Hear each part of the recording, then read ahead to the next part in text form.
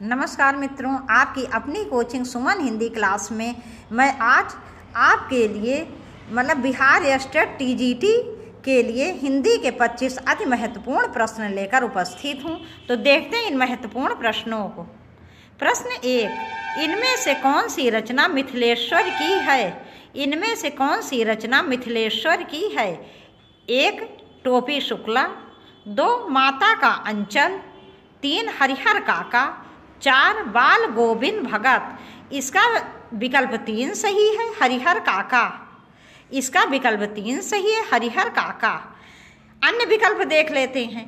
टोपी शुक्ला राही मासूम रजा की रचना है। इसके अतिरिक्त माता का अंचल ये शिव पूजन सहाय की रचना है। और बाल गोविंद भगत ये राम वृक्ष बेनीपुरी की रचना है। ये जो है हरिहर काका ये मिथिलेश्वर जी की द्वारा रचित कहानी है। इनकी अन्य प्रसिद्ध रचनाएं हैं बाबूजी, बंद रास्तों के बीच, दूसरा महाभारत, जिंदगी का एक दिन, एक में अनेक, एक थे प्रोफेसर बी लाल, चल खुसरो घर आपने, जमुनी, एक और मृत्युंजय। इस प्रकार से ये सभी इनकी रचनाएं हैं। देखेंगे अगला प्रश्न। प्रश्न 2, प्रेमचंद की रचना पूस की रात में जबरा है।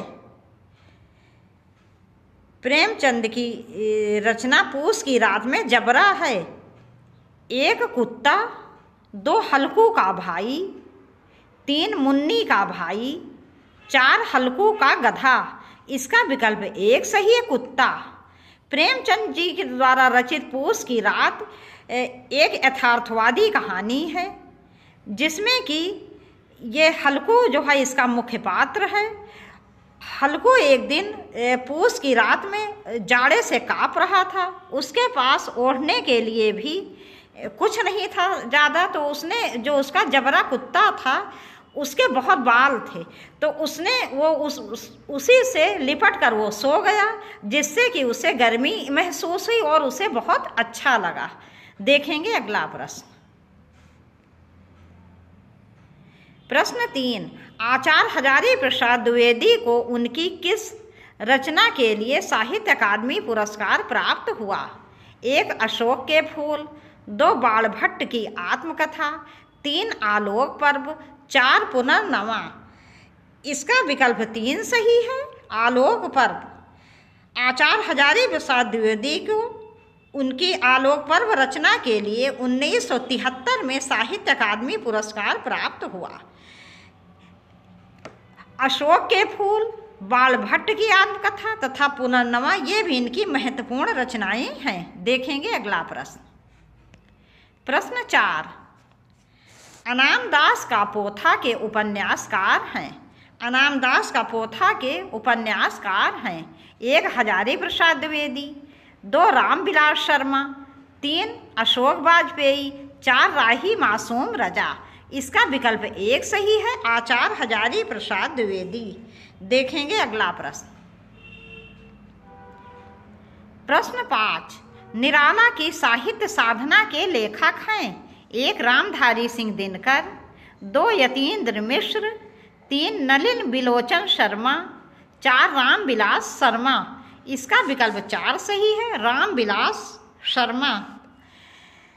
निराला की साहित्य साधना के लेखक रामविलास शर्मा जी हैं। ये इनकी जीवनी है।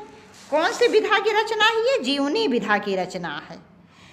इनकी अन्य आलोचनात्मक कृतियाँ इस प्रकार हैं: प्रेमचंद, भारतेंदु युग, प्रगति और परंपरा, साहित्य और संस्कृत, प्रेमचंद और उनका युग, हिंदी जाति का साहित्य, भारतीय सौंदर्य बोध और तुलसीदास। देखेंगे अगला प्रश्न।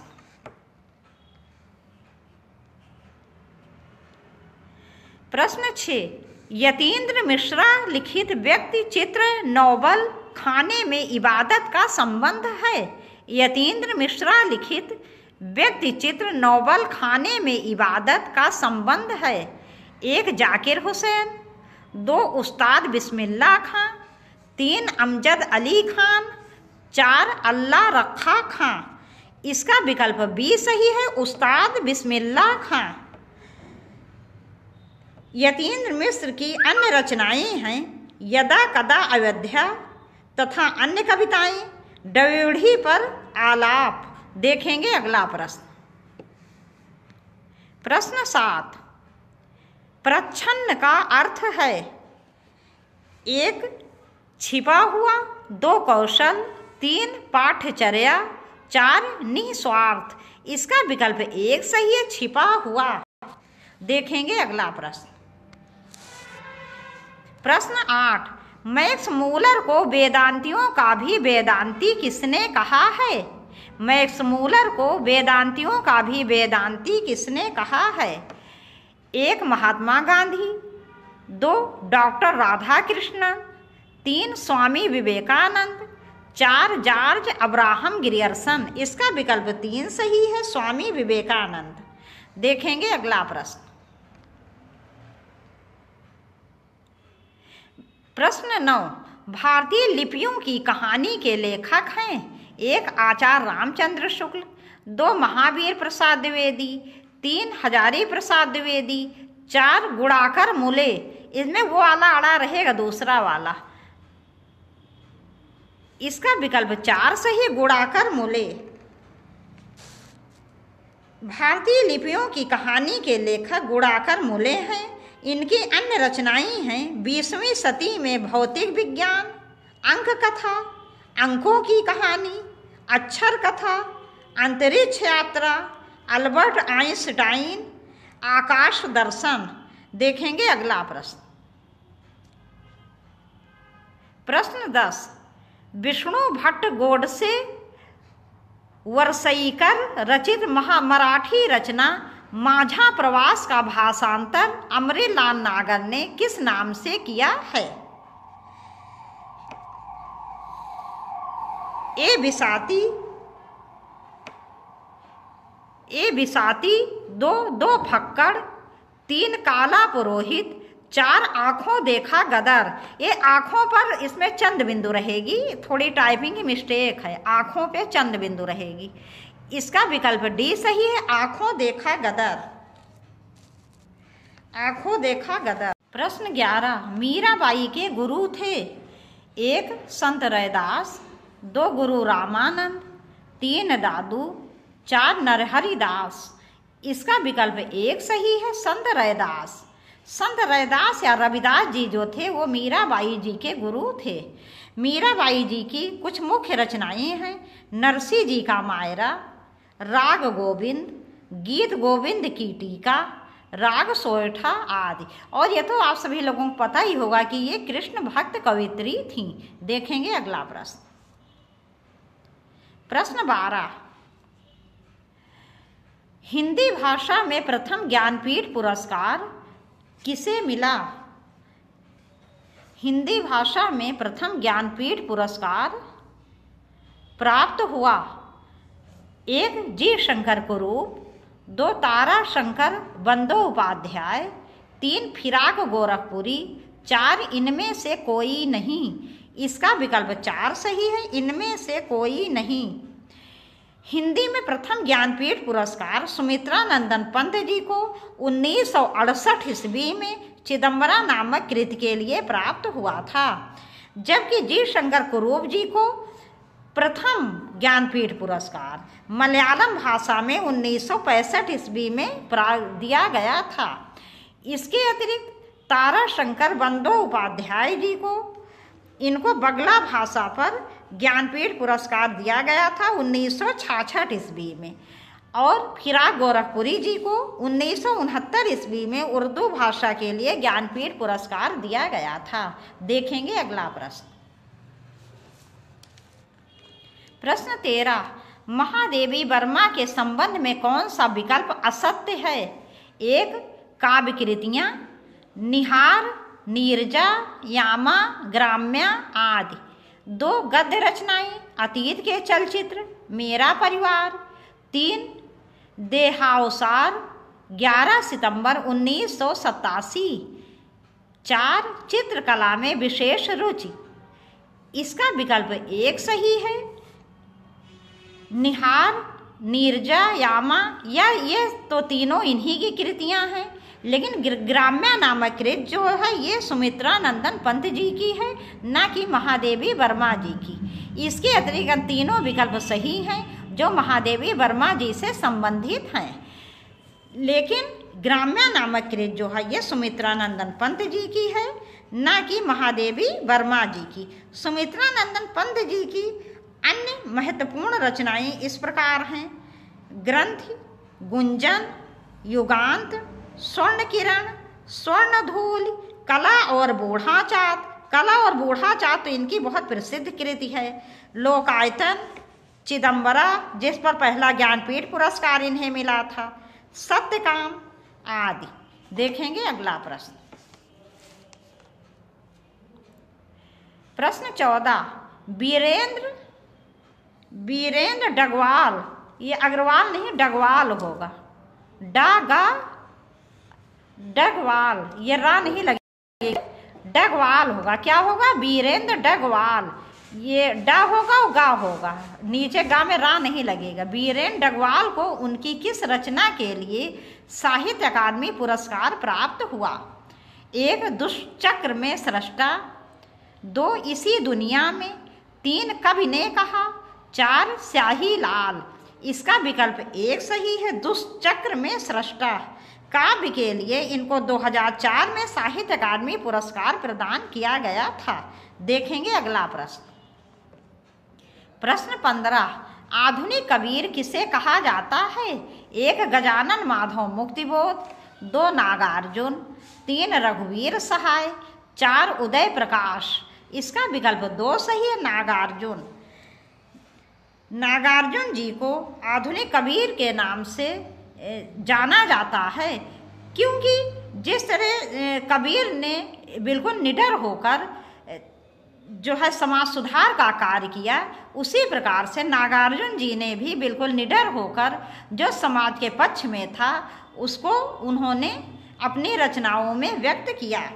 नागार्जुन जी की प्रसिद्ध रचनाएं हैं युगधारा, सतरंगे पंखों वाली, पुरानी जूतियों का कोरस, हजार हजार बाहों वाली, प्यासी पथराई आँखें, खिचड़ी विप्लव देखा हमने। देखेंगे अगला प्रश्न। प्रश्न 16, हबीब तनवीर की रचना कारतूस है। हबीब तनवीर की रचना कारतूस है। 1 कहानी, 2 संस्मरण, 3 एकांकी, 4 रेखा चित्र। इसका विकल्प 3 सही है, एकांकी। एकांकी और नाटक लगभग एक ही समान होते हैं, लेकिन नाटक में 6 अंक होते हैं और एकांकी में केवल 1 अंक होता है। कहने का अर्थ ये है कि लगभग जो है वो एक ही स्थान पर समाप्त हो जाता है और एक ही अंक होता है। तो हबीब तनवीर की रचना कारतूस एकांकी विधा की रचना है। इनकी अन्य प्रसिद्ध रचनाएं हैं आगरा बाजार, शतरंज के मोहरे, मिट्टी की गाड़ी, चरणदास चोर, पोंगा पंडित, टूटा हुआ पुल, जहरीली, देख रहे हैं नयन, हिरमा की अमर कहानी। देखेंगे अगला प्रश्न। प्रश्न 17, गुरु नानक के संबंध में कौन सा विकल्प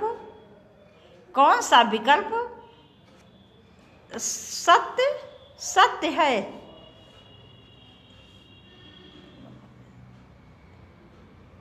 इसमें होगा, ये प्रश्न कुछ गलत लग रहा है, इसमें होगा सत्य नहीं है, इसमें होगा सत्य नहीं है, सत्य नहीं है। गुरु नानक के संबंध में कौन सा विकल्प सत्य नहीं है? 1 सगुण भक्ति धारा के कवि हैं, नहीं विबिंदी भी रहेगी, नहीं है। तो 1 सगुण भक्ति धारा के कवि थे, 2 निर्गुण भक्ति धारा के कवि थे, 3 पंजाबी के साथ हिंदी में कविताएं लिखते थे, 2 जपुजी सोहिला आज प्रमुख रचनाएं हैं। इसका विकल्प 1 सही है, सगुण भक्ति धारा के कवि थे। तो यही विकल्प सही नहीं है। और सारे ही विकल्प सही हैं। ये निर्गुण भक्ति धारा की कवि थे, ये भी सही है। तीसरा, पंजाबी के साथ हिंदी में कविताएं लिखते थे, ये भी सही है। जगजी सोहिला इनकी प्रमुख रचनाएं थी, ये भी सत्य है। लेकिन ये सगुण भक्ति धारा के कवि थे, यही विकल्प गलत है, क्योंकि ये निर्गुण काव्य धारा के ज्ञानाश्रयी शाखा के कवि थे। देखेंगे अगला प्रश्न। प्रश्न 18, रसखान की रचना काल किस मुगल शासक के समकालीन राज्यकाल, मतलब कहने का अर्थ ये है इस प्रश्न का कि रसखान जी ने जो रचना की थी वो कौन से मुगल शासक के समय में की थी, या ये कौन से मुगल शासक के समकालीन थे, किसके समय में थे ये। तो 1 बाबर, 2 हुमायूं, 3 अकबर 4 जहांगीर। इसका विकल्प 4 सही है, जहांगीर। ये जहांगीर पर चंद्र बिंदु रहेगी, तो ये जहांगीर के समकालीन थे। इनका पूरा नाम था सैयद इब्राहिम। क्या नाम था? सैयद इब्राहिम। इनकी प्रमुख रचनाएं हैं सुजान रसखान, प्रेम वाटिका, दान लीला, अष्टयाम। अष्टयाम नाम से 2 कवियों ने रचनाएं की हैं, एक रसखान जी ने, एक नाभा दास जी ने। देखेंगे अगला प्रश्न। प्रश्न 19, रामधारी सिंह दिनकर को साहित्य अकादमी और ज्ञानपीठ पुरस्कार क्रमशः किन रचनाओं के लिए प्राप्त हुआ। मतलब प्रश्न ये है कि रामधारी सिंह दिनकर को साहित्य अकादमी और ज्ञानपीठ पुरस्कार किन किन रचनाओं पर मिले। 1 परशुराम की प्रतीक्षा, हारे को हरि नाम, 2 संस्कृत के 4 अध्याय रेणुका, 3 उर्वशी रेणुका, 4 संस्कृत के 4 अध्याय उर्वशी। इसका विकल्प 4 सही है, संस्कृत के 4 अध्याय और उर्वशी। रामधारी सिंह दिनकर को संस्कृत के 4 अध्याय के लिए 1959 ईस्वी में साहित्य अकादमी पुरस्कार तथा उर्वशी के लिए 1972 में ज्ञानपीठ पुरस्कार से मिला, या इनको इससे सम्मानित किया गया। किससे सम्मानित किया गया? 1972 में ज्ञानपीठ पुरस्कार से सम्मानित किया गया इनको, उर्वशी नामक कृति पर। और 1959 में संस्कृत के 4 अध्याय नामक रचना के लिए इनको साहित्य अकादमी पुरस्कार से सम्मानित किया गया था। देखेंगे अगला प्रश्न। प्रश्न 20, हिंदी कविता में प्रयोगवाद का सूत्रपात किसके द्वारा किया गया। 1 नलिन बिलोचन शर्मा, 2 सच्चिदानंद हीरानंद वात्स्यायनज्ञे, 3 गजानन माधव मुक्तिबोध, 4 प्रभाकर माचुए। इसका विकल्प 2 सही है, सच्चिदानंद हीरानंद वात्स्यायनज्ञे। प्रयोगवाद का आरंभ सन 1943 ईस्वी में अज्ञे द्वारा के संपादकत्व में प्रकाशित तार सप्तक से माना जाता है। तार सप्तक में लगभग एक ही विचारधारा के 7 कवि हैं। देखेंगे अगला प्रश्न। प्रश्न 21, कुंवर नारायण रचित, ये उचित नहीं रचित होगा, रचित। कुंवर नारायण रचित आत्मजयी है 1 काव्य संग्रह, 2 प्रबंध काव्य, 3 समीक्षा, 4 साक्षात्कार। इसका विकल्प 2 सही, प्रबंध काव्य।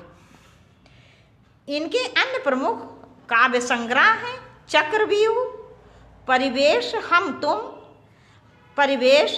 तुम अपने सामने, कोई दूसरा नहीं, इन दिनों।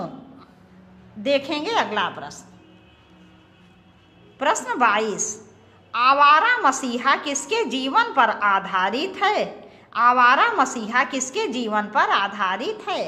1 धर्मवीर भारती, 2 शरद चंद्र, 3 दीनबंधु मिश्र, 4 बंकिम चंद्र। इसका विकल्प 2 सही है, शरद चंद्र। आवारा मसीहा विष्णु प्रभाकर जी द्वारा रचित शरदचंद्र के ऊपर लिखी गई जीवनी विधा की रचना है। देखेंगे अगला प्रश्न। प्रश्न 23, इनमें से कौन सी रचना अनामिका की नहीं कहने का अर्थ ये है कि कौन सी रचना ऐसी है जो अनामिका नामक काव्य संग्रह में संग्रहित नहीं है। 1 गलत पत्ते का चिट्ठी, 2 बीजाक्षर, 3 स्त्रीत्व का मानचित्र, 4 इनमें से कोई नहीं। इसका विकल्प 4 सही, इनमें से कोई नहीं। ये तीनों ही रचनाएं अनामिका नामक काव्य संग्रह में संग्रहित हैं, इसलिए इसका विकल्प 4 सही होगा, इनमें से कोई नहीं। अनामिका किसका काव्य संग्रह है? ये सूर्यकांत त्रिपाठी जी का काव्य संग्रह है। देखेंगे अगला प्रश्न। प्रश्न 24, पानी परात को हाथ छुयो नहीं, नयनन के जल सो पग धोए, किस कवि की पंक्तियां हैं? ये पंक्तियां में यहाँ पे चंद्रबिंदु रहेगी। 1 तुलसीदास, 2 सूरदास, 3 नरोत्तम दास, 4 रहीम। इसका विकल्प 3 सही है, नरोत्तम दास। यहाँ पर उस समय का वर्णन किया गया है जब सुदामा जी, तो सब लोग जानते ही होंगे आप लोग कि ये भगवान श्री कृष्ण के परम मित्र थे और ये बहुत ही गरीब थे। तो जब भगवान श्री कृष्ण जी द्वारिका के राजा थे तो उस समय ये कई बार अपनी पत्नी के कहने पर उनके द्वार गए। तो वहाँ से ये लौटे चले आ रहे थे। फिर भगवान श्री कृष्ण को पता चला तो उन्होंने द्वारपालों के माध्यम से इनको बुलवाया। तो उनकी ये दीन दशा देखकर, अवस्था देखकर कि फटे पुराने कपड़े और पैरों में बीमारियाँ फटी हुई थी, पड़ी हुई थी, तो इनको देखकर भगवान श्री कृष्ण जी बहुत अधिक दुखी हुए। इतने दुखी हुए कि उन्हें जो परात थी उसमें जल की आवश्यकता ही नहीं हुई। उनके नेत्र से जो आंसू गिरे उसी से वो परात भर गई और इन्होंने, उनके भगवान श्री कृष्ण ने इनके अपने मित्र सुदामा जी के चरण पखारे। और यहाँ पर अतिशयोक्ति अलंकार होगा। अतिशयोक्ति अलंकार वहाँ होता है जहाँ किसी बात को बहुत बढ़ा चढ़ाकर उसका वर्णन किया जाता है। देखेंगे अगला प्रश्न। प्रश्न 25 तथा इस वीडियो का अंतिम प्रश्न। चंद्रधर शर्मा गुलेरी की प्रसिद्ध कहानी उसने कहा था का प्रमुख पात्र है। 1 सेठ गणेश लाल, 2 जयदेव शरण वर्मा, 3 लहना सिंह, 4 रघुनाथ प्रसाद द्विवेदी। इसका विकल्प 3 सही है, लहना सिंह। इसका विकल्प 3 सही है, लहना सिंह।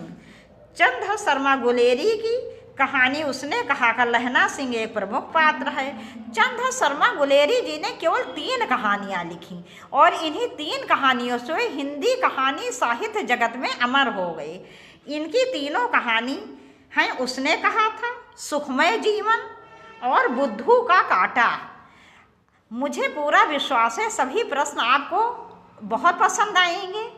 आपसे जल्दी ही मिलेंगे बहुत अच्छे प्रश्नों के साथ। तो यदि आपने चैनल को अब तक सब्सक्राइब ना किया हो तो प्लीज़ सब्सक्राइब कर दीजिए। वीडियो को ज़्यादा से ज़्यादा शेयर करिए जिससे आपके अधिक से अधिक मित्रों को इसका लाभ मिल सके। और एक कमेंट्स कीजिए, कुछ भी कमेंट्स कीजिए। अगर वीडियो अच्छा लगे तब भी कमेंट्स कीजिए और यदि कोई चीज़ पसंद ना आई हो तब भी आप कमेंट्स कीजिए, लेकिन कमेंट्स ज़रूर कीजिए। तो आपसे जल्दी ही मिलेंगे बहुत अच्छे प्रश्नों के साथ। तब तक के लिए नमस्कार।